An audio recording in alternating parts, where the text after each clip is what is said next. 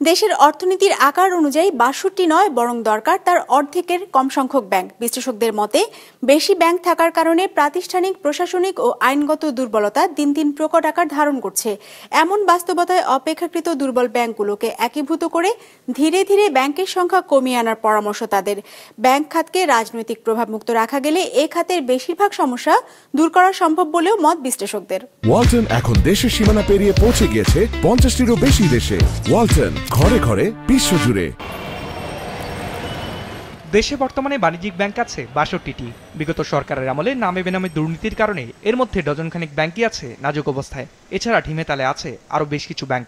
সবচেয়ে বেশি বেকায়দা আছে তৃতীয় ও চতুর্থ প্রজন্মের ব্যাংকগুলো। অর্থনৈতিক বিশ্লেষকদের মতে আর্থিকভাবে দুর্বল ব্যাংকগুলোর ব্যাপারে দ্রুত সিদ্ধান্ত নিতে হবে সরকারকে।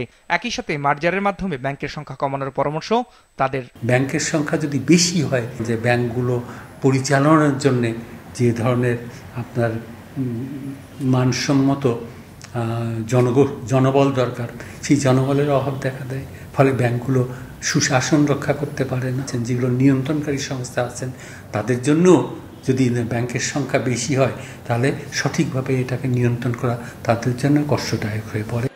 বাংলাদেশ ব্যাংকের তথ্য অনুযায়ী চলতি বছরের জুন শেষে খেলাপি ঋণের পরিমাণ ছাড়িয়েছে ৫,৩০,০০০ কোটি টাকায়, যেখানে ২০২৪-এর জুন শেষে ছিল ২,১১,৩৯১ কোটি টাকা।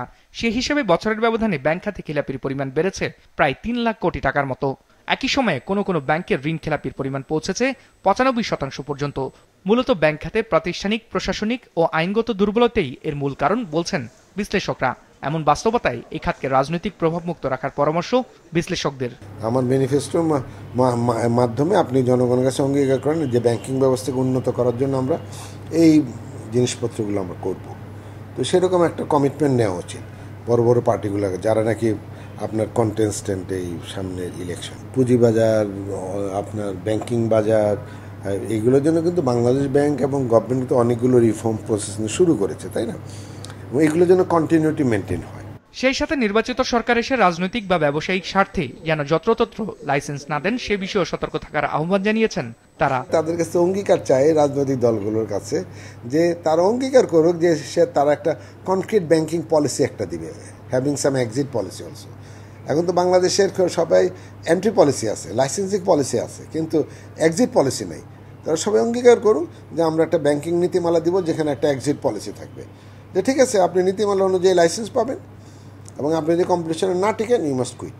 আগামী দিনগুলোতে যারা ক্ষমতায় আসবেন তাদেরকে এটাই মাথায় রাখতে হবে যে না, একটা ব্যাংক ব্যবস্থা এটা একটা তার কতগুলো ব্যাংকের লাইসেন্স দেওয়া হবে বা এটা রাজনৈতিক সিদ্ধান্তের বিষয় নয়।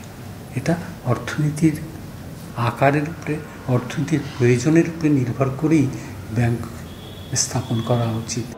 গবেষণা সংস্থা সিপিডির মতে বিগত ১৫ বছরে দেশে ২৪টি বড় অর্থ কেলেঙ্কারির ঘটনা ঘটেছে, যেখান থেকে আত্মসাৎ হয়েছে সোয়া ৯২,০০০ কোটি টাকা। রায়হান শোভন, বিজনেস রিপোর্ট, মাছরাঙ্গা টেলিভিশন।